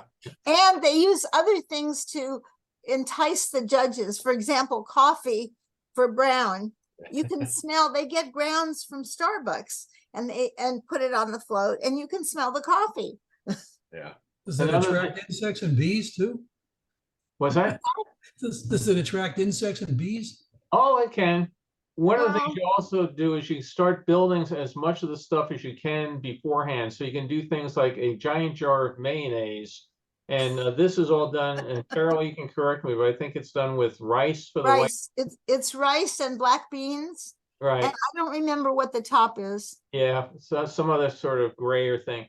But this was a float we did about them having a picnic. So again, you're having, Carol hates mayonnaise. So, but most of us wouldn't have a jar of mayonnaise this big at home. But this is all made out of styrofoam. You go and you have whole shelves full of props and everything. So at the very end, you can come out. There's a hole in the bottom of it. And the bottom is not decorated because it's not going to be seen. But a metal rod would go through the thing here. So the float would now have a metal rod sticking up with a little paper flag saying mayo on it, and you come out, plop it down, and off you go. So for each of the floats we've done, we've tried to save at least one souvenir, item for it. The one funny thing we had one year was the float had a dolphin on it, and a life-size dolphin. My daughter at that time was going absolutely gaga nuts over dolphins. So if you go into her bathroom, the bathroom tile on the floor has dolphins set in it and everything. So at the end of the float, end of the parade, she asked, Daddy, could I have the dolphin? And I said, could she have the dolphin? And I said, yeah, we don't have any need for it. Because we will sometimes save things. And the guy, a bear this year could become a bear another year. Like one year we took a horse, cut off its head and put a long neck on, and next year he was a giraffe. But that particular year, we brought the dolphin home, including the wood cradle that it sat in. So she was at school one day, and somebody said something about, I have a horse and I have a goat, and Margo goes, I have a dolphin. And people wouldn't believe her. So she brought over a bunch of the girls from school, and they came over and went up to her room, and there was this dolphin sitting at the end of her floor. End of her bed, and she must have had that dolphin for about 5 or 6 years. But after a while, the glue dries, the foam starts going, so the poor dolphin looked like it had leprosy. But now it's like, oh, now I understand why they wanted to get rid of it, because I've got to get rid of a 6-foot dolphin. So, yeah. the trash guy is probably like, honey, you wouldn't believe what the guy threw out today. Yeah, also what you were talking about, and Carol was especially, I understand what you do with the color of the flowers, and like you said, from the fields. When we were building the floats, we were, a single float all by itself kind of thing. At the time, there was a company called the Don Bent Float Company, and they would let us share facilities once we got to Pasadena. We built it at the Cal Poly Pomona campus, but we had to get our flowers by just going down to the flower mart. We tried to coordinate it as much as you could, but there was one year we needed a lot of lavender mums for, I can't remember what the character was. It was a very large thing, and we couldn't get them all from the same source. And so we ended up with 2 different variations on the lavender, and we had to, at the last minute, kind of go in and put them on in a way that it made it look like there was a pattern to his outer skin, and not because you don't want to end up with like you're halfway across and then suddenly there's a straight line of a different color. You want to have some flowing line or whatever. But yeah, it's amazing. People don't realize that when you've got to cover large areas with something, it can grow in one field, and in another field, some other grower will be a completely different color. Yeah, it's not the same. We used to get for Burbank when we worked on the floats then, that was different. That wasn't professional. Those were self-built floats. But right, just like Cal Poly. A flower broker who ordered the flowers for us, but we had to have our order in by June, I think. Yeah. It's been a while now. To make sure that they would be in for the end of December. Yep. What's interesting too is the way the floats are self-propelled. I understand there's a guy that lays down on the front of it, and he can see a line painted on the street, and he follows the line. Isn't that true? There's a line that's just painted down the middle of the street, Colorado Boulevard. Pink line. But I don't know whether they all lie down. They pretty much don't lie down. And again, on my site, I have pictures of all the way it's done. There's a guy driving it. And for the most part, the guy in the float can't see. The guy driving it really can't see anything. So there's a hole in the front with an observer, and he's got an emergency brake. So in case, God forbid, a kid runs out in front of the float, he can hit the brake. Now with modern technology, almost all the floats have a small pencil camera on them that there's a monitor inside that the guy can drive and he can actually see where he's going.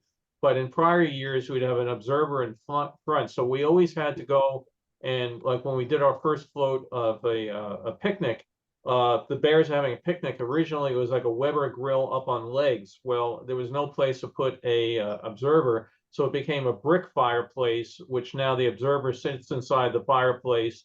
And he was really happy because now he had burning stuff over his head as the smoke came out. But he sat inside the fireplace. And then another one, okay, where are we? So that becomes a part of the decision too, is that you can't have a totally flat float, because all of a sudden this guy's got to be sitting there with his foot on the brakes.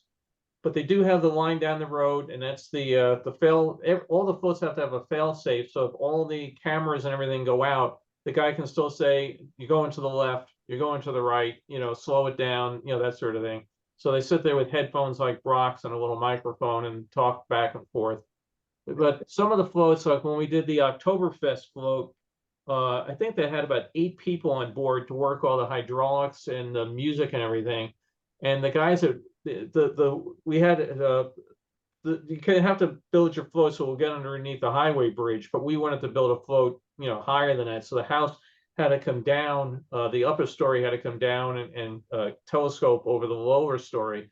And the guy, that his whole job, he had a bench out there, back seat of a car, a little refrigerator, and he just sat there waiting for the guys, and he'd be watching the parade on a little TV, and they'd say, oh, we're coming to the bridge, and he'd get up and he'd lower the house down, and the thing would go on, and he'd lower the house back, but he watched the entire parade sitting inside this fake chateau. But that was his moment. Here is my time. Woo. And then you have to come up with an emergency plan. If the house doesn't go down, you can't stop the parade. So if it didn't come down, he had a set of ropes, and that's why we had 3 or 4 people sitting in there, so that they would, if needed, they could lower the upper story down and not stack the whole parade up. But then you also have to, design these things that if, God forbid, the float caught on fire, how do you evacuate everybody? Because everybody's got to be off the float within 60 seconds. and they actually do time you on that. They'll be saying, "Well, it's a really nice day, fire," and everybody has to run and get off and do all that. So it's a really involved process that I never had any appreciation. Carol got into it for years and years. When I was at Warner Brothers, there was a guy that worked for me that would come and say, "I need to take next year's vacation off now because my float's running late." And I said, "What do you mean your float?" And, "Oh, I'm doing this Rose Parade float." Well, Carol was a teacher and she had the time off. And this guy, Steve, came and said, "We're dying. We need bodies. Anybody that could come and work." That was just at the end of the year, but they used Yeah. people to build the float for months and months and months before the end. No, but I'm Yeah. saying that's how we got into it. When I mentioned it to you that, that they had this float thing. So Carol would go down and, I was still working, but she'd go down and decorate flowers. And then, after a while, she became quite the guru on which glue, because you use different glues for different flowers, That's true. Yeah. Yeah. She'd come home really sticky, There's nothing so sticky as floral glue. I'd come home with flowers glued to my shoes. She would actually, and I think we still have in the closet, the smock, which came out of Imagineering, I do have, yes, I do. Yeah, Carol on it, because she used it for figure finishing for building the figures at the park, but took one home and it's still up there, and it's got, well, the blue from this and the green from that and the, I can see you don't throw away anything. well, and then it becomes a big thing. Every year you put out a pin for your float, so she'd never get through an metal detector at the airport because a zillion pins and all the rest of it. So, but yeah, it was great fun. So again, if anybody's ever out here around Christmas time, we'll be more than glad to take you over and see it done. So you'll be doing the tours between Christmas and New Year's. You're just going next weekend for your orientation. It's just the meeting, and then we get to walk around and see what there is there at that time. The floats are there, probably 15 to 20 floats, so we get to see what they look like, but they're not really very decorated yet. Yeah, well, usually a lot of yeah. By this time they might have some wire cages, might have if they all that stuff is supposed to be done ahead. Well, you can work. Oh, wait a minute, you're right. We're in the 1st of December. These are professionally built, so they have a schedule and they're ready. But the dry materials go on first, so there may be some dried materials already on it. Yeah. And then the fresh flowers don't go on until the last 3 or 4 days at the very beginning. Of the fresh. And then each rose has its own vial that it comes in, because roses are very perishable and they need a water supply. So the roses have to be cut and put into a vial, and then you punch through the float and put the vial into the float so that it sits at the proper level. Yeah, and that's the other thing about the roses is you get them, they're practically completely closed. Yes. Because by the time you get them in the vial and the vial on the float and the float's going down the parade, they've opened up just perfectly, and it's a whole timing thing. And then they cover the whole area of the outside of the float. So each rose on the float actually sits in a vial of water? Yeah. Yes. Wow. Because they have to have water. I mean, you take a rose and you buy it at the market, take it home, leave it on your kitchen table for 4 hours, see what it looks like. It's not going to be so good. So you should shoot a video of the fabrication process of this. Yeah, like I said, I have a ton of pictures on the site, but you have to actually now you have to take the rose, you got to rake a tool along it to rip all the thorns off it, because you don't want to be dealing with that. You got to cut it to the right length. And now you have a situation like if you were, going to be doing a regular rose, you could have a long thing on it, but you have all these other vials they call stubbies, because you may have an area that you only have a small area. Like if you were doing a garland around somebody's wrist, you might want to make roses, and then you have to put the rose in a vial, hot glue the rose so that when it's upside down, the water is not going to run out of the vial. But the rose has to be very, very short, because you can't have the character with a 18-inch wide wrist or something. So those are all the things Carol would have to start figuring out as the deco chair. How many roses am I going to need? How many stubbies am I going to need? Getting all that stuff organized. It's quite involved.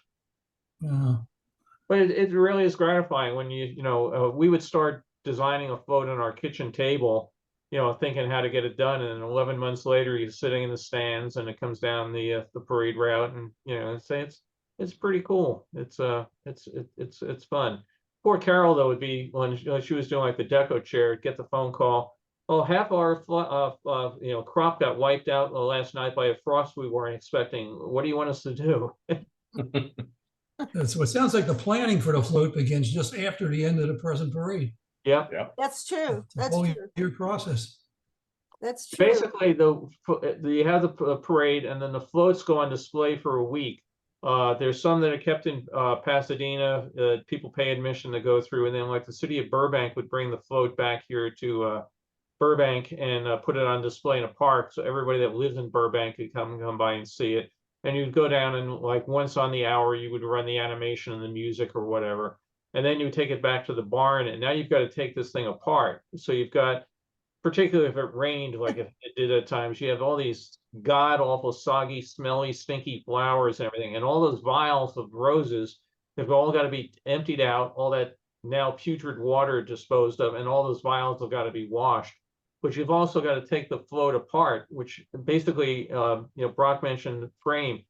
You put steel work up, you put metal mesh over it, then you put cloth over that, foam it. So if you have a bear, the bear is hollow inside, but made out of, metal and everything. But now you got to take it apart. And this one guy in Burbank had a really brilliant idea, because you got to break this foam apart with claw hammers and everything else. And trying to find people to do it would take 2-3 weeks to take this thing apart. So Steve came up with the idea, when they mix the foam, they throw about $20 worth of quarters and dimes and stuff into the foam mixture and then spray the float.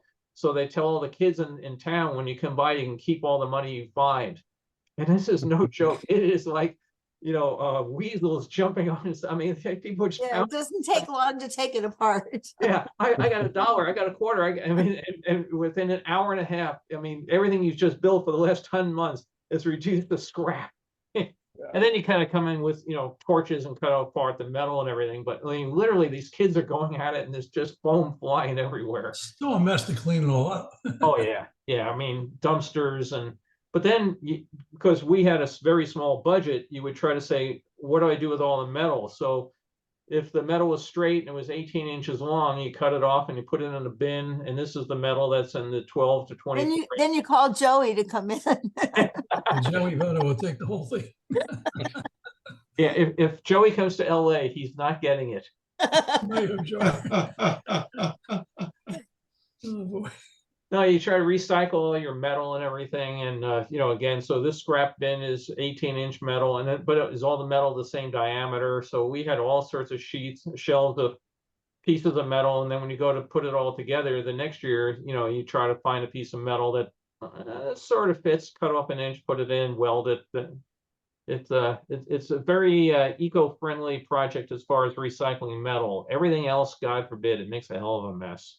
Well, they'll reuse other things if they can use them again. Yeah. And then Carol would have the job too when she was doing this.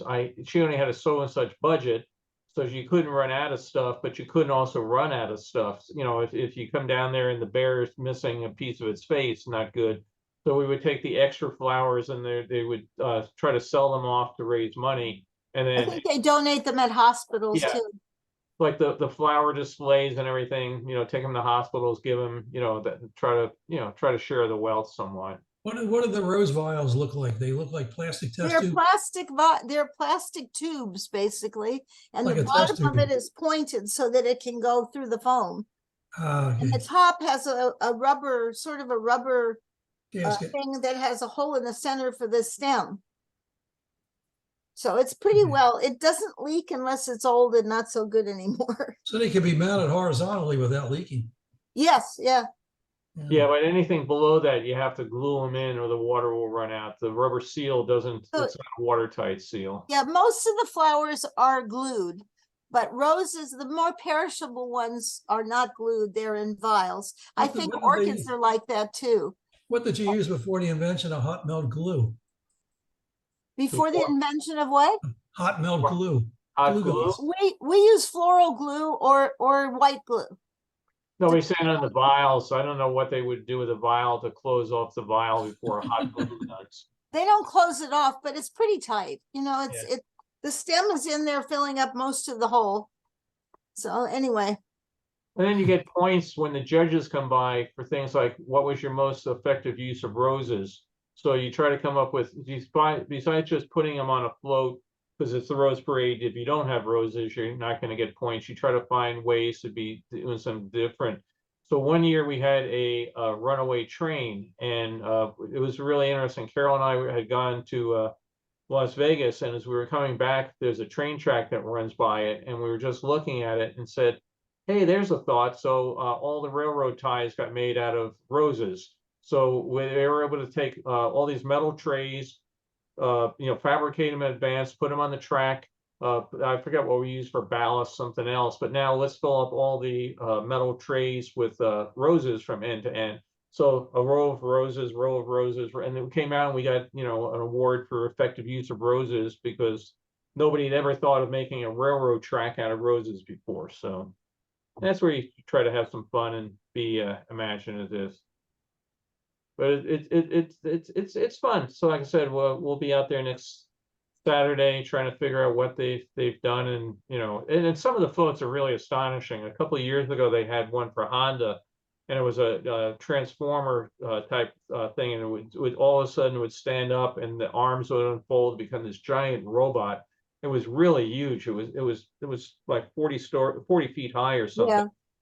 And but then for years the robot sat there in the warehouse because they had nothing else to do with it. Well, rather than cut it apart, we'll use it, and then they would. And one year, all of a sudden, his thumb would be gone because they could use that someplace else. And then, the eyeball's gone; they could use something. But the warehouse we work in has a whole graveyard section in the back with, skeletons of birds or dinosaurs or things like that they park there. That maybe we'll need a dinosaur, and we did that. Like I said, we turned a horse into a giraffe, and we had another one.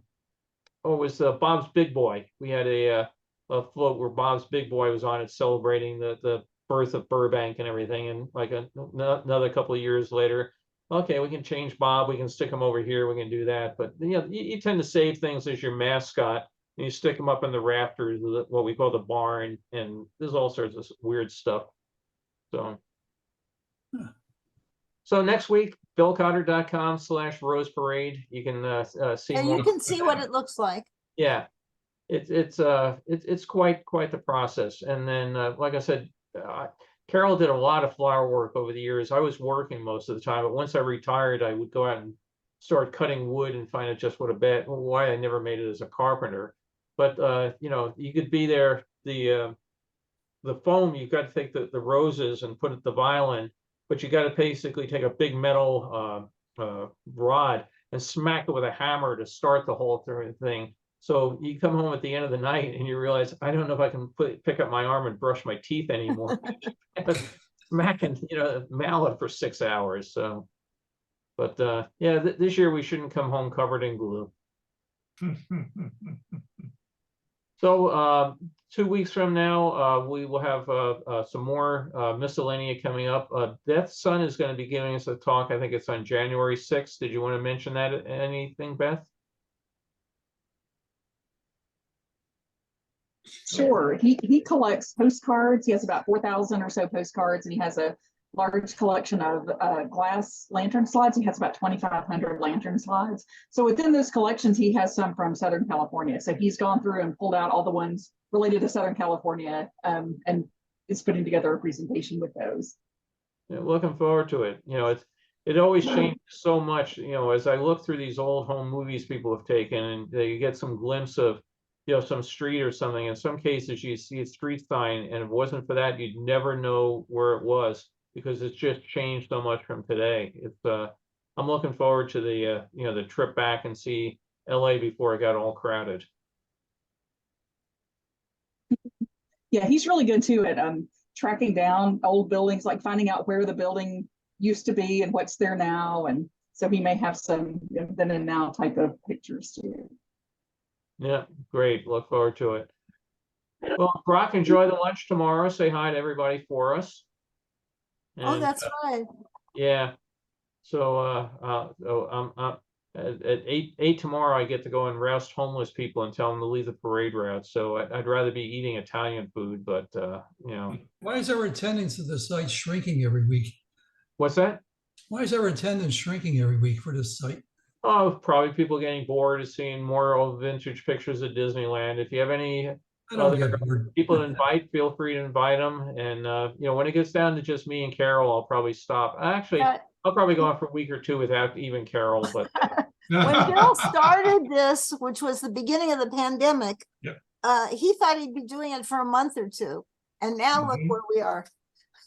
2 years later, how many years? 2, 3 years? no, it's 3 years. coming up on 4, I think. It started in 2020.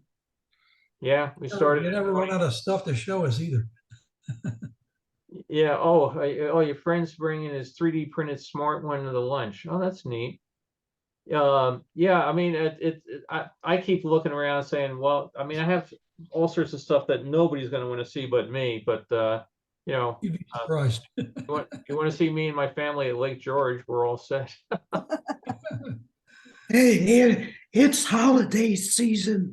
All my club activities are on hiatus for December, so it may pick up again in January.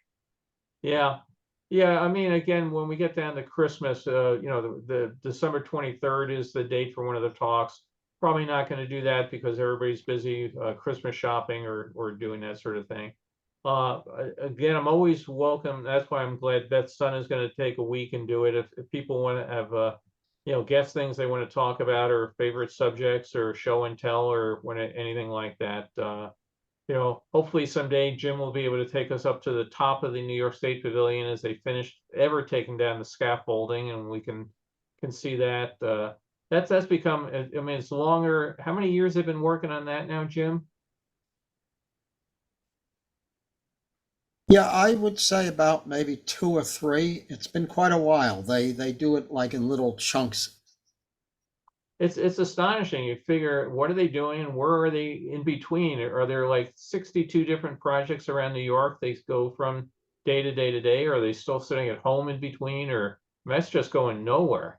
Yeah, well, I don't know what the contractors are, what other projects they're on, but where they are now is they are painting the rest of the structure. With the yellow, the American cheese yellow. We thought that would be something we would probably end up doing, but we don't have the scaffolding, the equipment for it. So they are actually in phase 2, which is to paint the whole exterior of the tower. Plus they're I don't know if they began it or they finished it, but they're supposed to pour new concrete on the decks. Once that's done, the thing will be finished. So we're basically near the end of the project. Is that the upper or the lower side of the decks? The upper, because the lower is what they call Q deck. It's a corrugated steel. Right. The concrete will be jackhammered out above it, new concrete poured with rebar. The underside originally during the fair had a stucco facade on it, which they had sometime after the fair tore down because it was crumbling and falling apart. That's not planned to go back on, but unfortunately all the lighting which aims up at the underside will be illuminating all that steel structure underneath. So right. Hopefully it won't look too bad. I never realized that was stucco. I thought it was concrete. I always wondered. Oh, it's a concrete. I'm saying stucco, but it's a veneer. Okay. So when this is finished, is the public going to be allowed up there again? No, there's no plan to let the public up there. Number one, because it will not be ADA accessible with elevators. The elevators would cost millions of dollars to replace. What it is basically is to be viewed from the outside and to be seen from like the highway as people drive by. They'll see it all lit up and to make it look good, but not to actually let the public go up there. What there is a plan to do is to take tour groups up there, a few people at a time. They would make reservations to go on a tour, and somebody would take them up there and show them around. But they'd have to climb the steps. I want to be there in the first one. Just put me down. Oh, Are they going to have a tour of the alien spacecraft? That's You can see about that at the Universal 260 feet Orlando. tall. Going up there, showing it, maybe we'll do something like that. We already have a video when we had the open house and we had all the displays. One of the displays was a video panel showing movies that were filmed at the pavilion. And that showed some scenes from the movie with the spaceship. You know, what's really sad is Men I in don't Black. see New York doing much of anything to commemorate the 60th anniversary of the fair coming up. I mean, I've been in touch with the Queens Museum and everything this year. We're going to put something together, but it's going to be there by, all of a sudden they're going to wake up and tomorrow is going to be the day. Well, one reason we can't do anything is because we're waiting until the contractors that are currently there and have construction fences all around it and the ground all dug up where they're putting in sewer lines. We're waiting for all of that to clear out of there so we can paint the exterior again, because now it's all muddy from all the construction. So if that gets done in time for the anniversary, we might be able to put our displays at the base of the tower. We have a bunch of museum exhibits, timeline, and a bunch of artifacts. We could reinstall that stuff at the base of the towers. But the way it looks now, we don't know if we'd have time to get all that stuff out of storage, rehab the exhibits, and get them in time. Yeah. It's all of a sudden, like I said, the big anniversary is going to come and go, and they're going to go, how did that happen? Well, see you folks in 2 weeks, I guess, and hope Roger's possum hunting is successful and you're able to get it out done. Yeah, he hopefully he'll stop catching them. He's down to like one every 3 months. That's better than it was. So. Well, better you than me. Our dogs have never brought a possum or anything home, and we've had them in the yards here, and our dogs don't bring anything home. They're lazy. We're happy with that. Well, it's not so bad now. Actually, when they're alive, I can catch them. But first year we killed them, left at the foot of our bed. That's the thing. So you get up in the morning, you put your foot down. It's like, what's that? And it's like dead possum. That was no fun. Crazy. Great. Oh, everybody, have a good weekend or weekend. We'll see you later then. Take care. Bye, Bill. Thanks for everything. Bye. Again. Thanks Bye-bye. so much.